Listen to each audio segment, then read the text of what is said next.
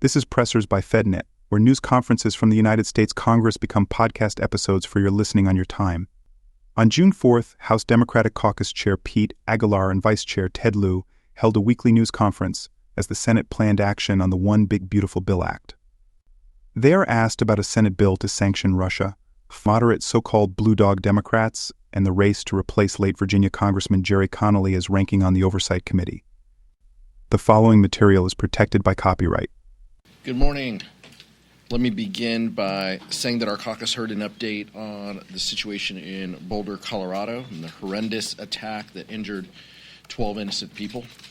Anti-Semitism has no place in American life, and we stand with the Jewish community in this difficult hour and always.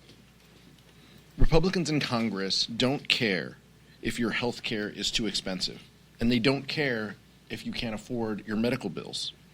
They voted for what Elon Musk called a disgusting abomination, a Republican budget that throws millions of Americans off of their health insurance.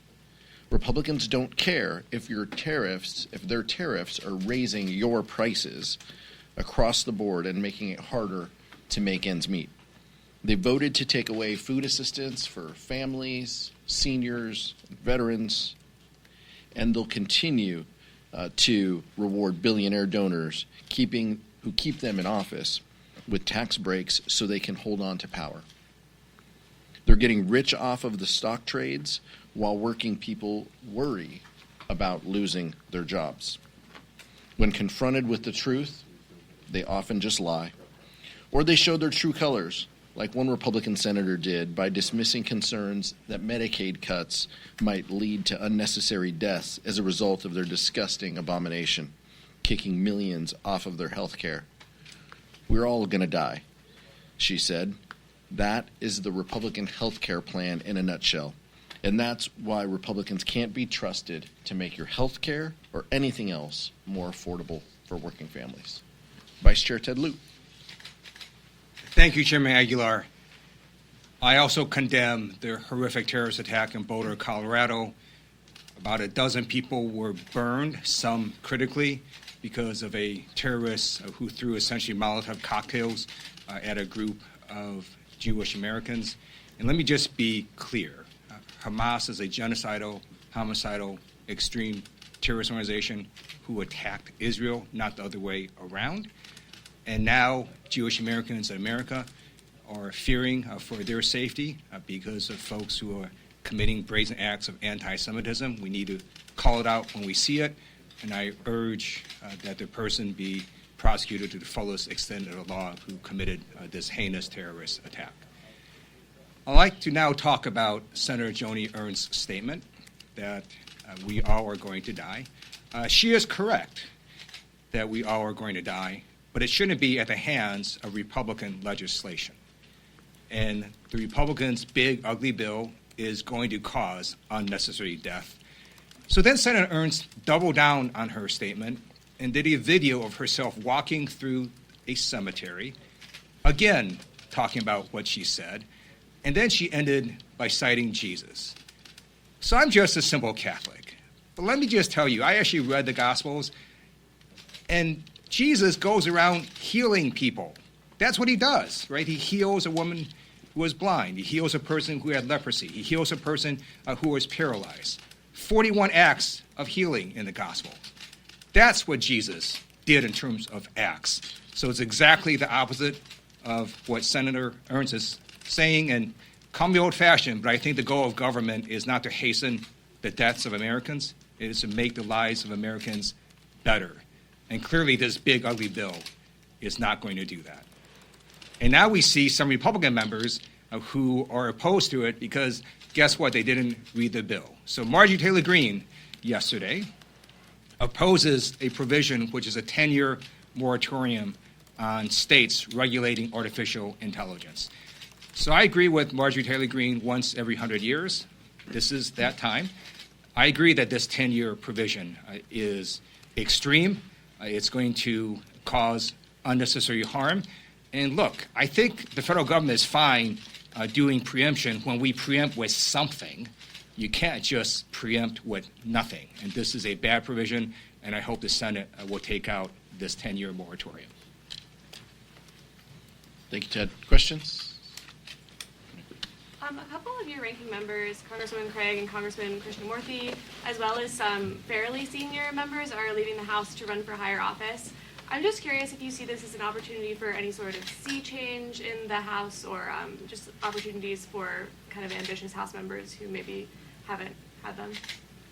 I think Vice Chair Lou and I have had the privilege of serving with a lot of members who have moved on to other jobs within public service, whether that's our former colleague and the Attorney General, Javier Becerra, to Governor Michelle Lujan Grisham.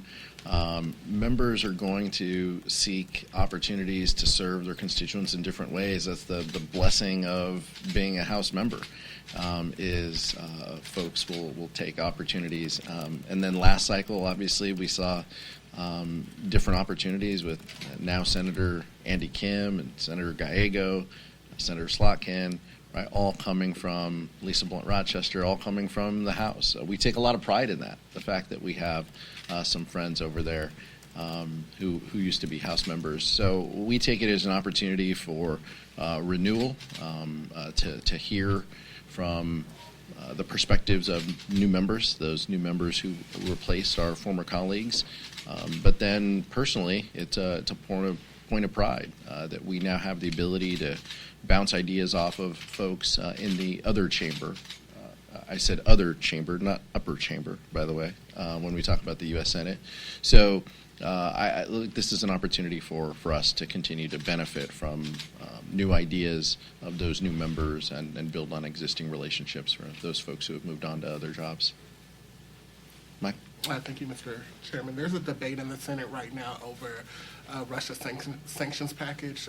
Lindsey Graham, Richard Blumenthal are trying to push Leader Thune to bring that particular bill to the floor. I wanted to get the caucus's thoughts on imposing additional sanctions on Russia, and what do you make of the president's shift in tone towards Vladimir Putin? He's put out some recent, Truth Social posts saying that he's surprised by, Putin's unwillingness to engage in good faith peace talks. I want to get your thoughts on that. I think many of us in Capitol Hill warned him in dealing with Vladimir Putin. And I think that you're seeing that now. This seems like the upside down, right? Donald Trump's former friends and Vladimir Putin and Elon Musk are now not besties. I can't keep track of it anymore. But Russia is a threat. We have voted for sanctions for Russia previously. We continue to view it through the lens of national security, and we will be willing and ready to make deliberations and votes if there are packages and proposals. But I think right now the effort that the Senate is undertaking is more of an effort to get Donald Trump to be supportive of Russian sanctions than it is to get the House of Representatives to be supportive of Russian sanctions. They clearly are trying to work Donald Trump to get to this position, and we'll see what happens in the weeks to come. Vladimir Putin has repeatedly said that Ukraine is a part of Russia. And Putin attacked Ukraine, Crimea, and then when there was not a good response from the West, he attacked again Ukraine a second time. And my view is Putin will not stop until his troops are defeated on the battlefield. And I urge the Trump administration to understand that fact. And I believe the best way to get Putin to the negotiating table is to apply maximum pressure in terms of sanctions, give Ukraine what they need to defeat Russian troops on the battlefield, and then we'll get Putin to the negotiating table. Nick? There's a number of your members who are speaking at this Welcome Fest this week, kind of blue dog types. Is it helpful to your party trying to come together for these folks to be going so far out on an ideological limb? It's helpful for members of our party to meet with outside voices to talk about an agenda that puts working families first. And that's how I viewed those discussions, which is what is our strategy as a party to put working families first? How do we lower the costs that people face? Clearly, we are united against this one ugly bill that House Republicans passed that is now over in the Senate, and we will clearly work on different items to lower the costs that people face. We've talked often about those, child tax credit, low-income housing credit, all of these pieces that are so instrumental in helping working families get forward. So I think that that's always important to huddle with colleagues and friends and stakeholders to make sure that we're on the same page, and that's how I viewed the conference, but I wasn't there. Thanks, Mr. Chairman. The Republicans were just in here. They blamed Democrats and immigration policies for the attack in Boulder, specifically because this individual was here illegally. Do you wish that Democrats over the last 4 years had handled the immigration issue differently? I think right now we're thinking about the 12 people who have injuries as a result of the attack. I'm sure there will be opportunities to dig deeper on the status of the individual who perpetrated this heinous act. I don't think it was hours before Republicans were already sounding the alarm about immigration policies, closely tying it to this attack. There'll be opportunities to dig deeper in his status. Obviously, we believe that it's not okay to overstay a visa, but let's understand the facts before we make declarations, and let's think about the folks, including one or two that are in critical condition, before we start injecting the Republican talking points on the political side. Go ahead. Me? Yeah. Thank you.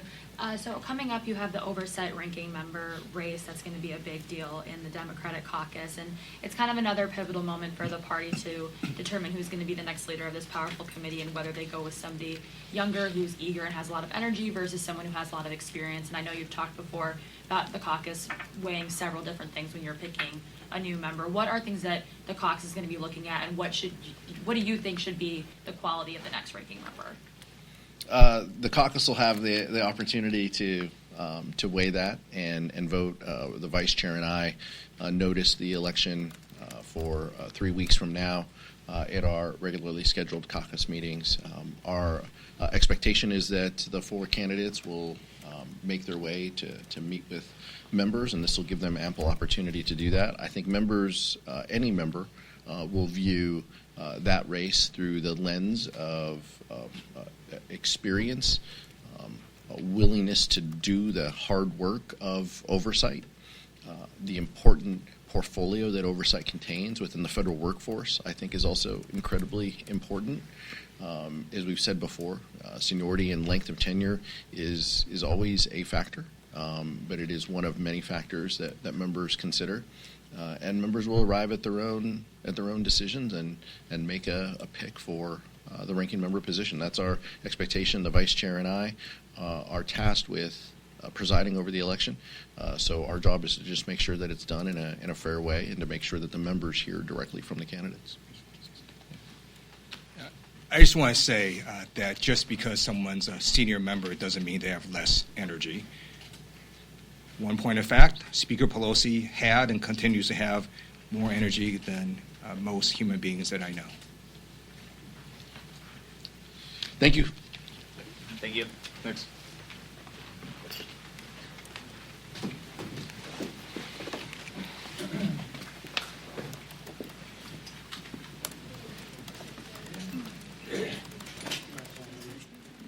Thanks always for listening. This program is copyrighted by Federal Network, incorporated and provided only for informational and educational purposes. Unauthorized reproduction, distribution, or use of this episode without expressed written permission from FedNet is prohibited.